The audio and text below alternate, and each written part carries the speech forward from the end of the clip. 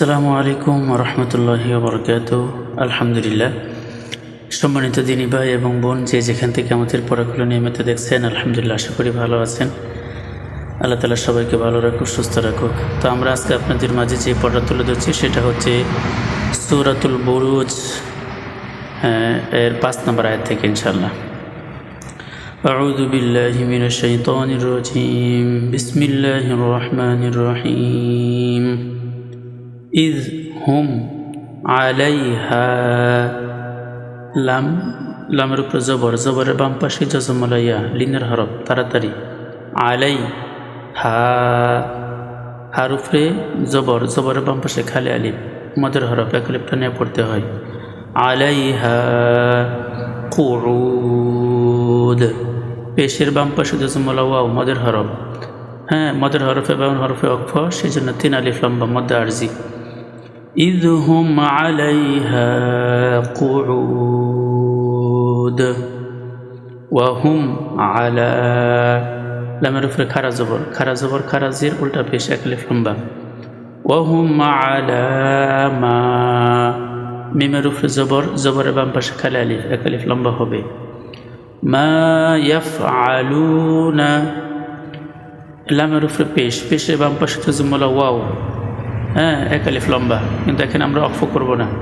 অক্ফ করলে এখানে 3 আলিফ হবে, যেমন মা ইয়াফআলুন, কারণ মদের হরফে বা হরফে অক্ফ হলে 3 আলিফ, কিন্তু আমরা এখানে অক্ফ করব না।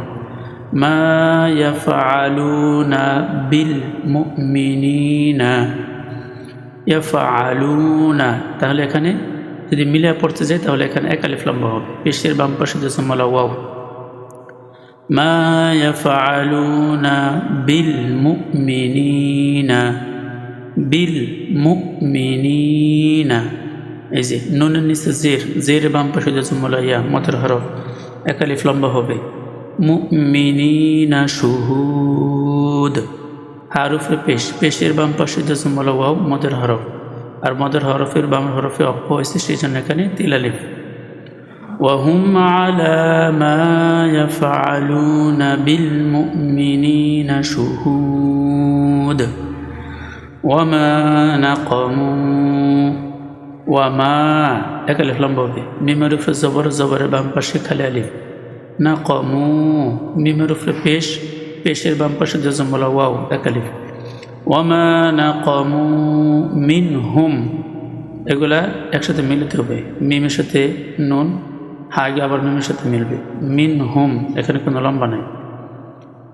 ইল্লা, লামের উপরে জবর, আবার লামের সাথে যে এই আলিফ, লাম আলিফ, এটা হচ্ছে মদের হরফের উপরে চিকন চিহ্ন, 3 আলিফ।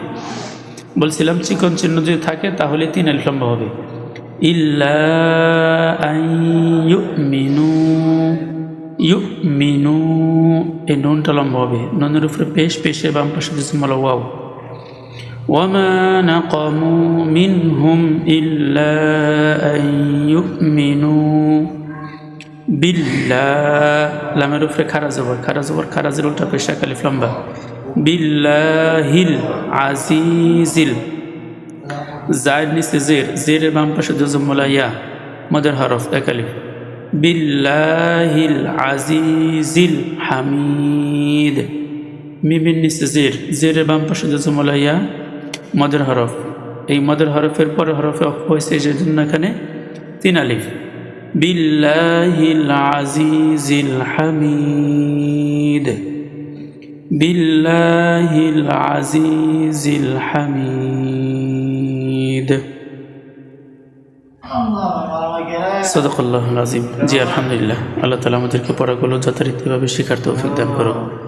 আমিন। আসসালামু আলাইকুম ওয়া রাহমাতুল্লাহ।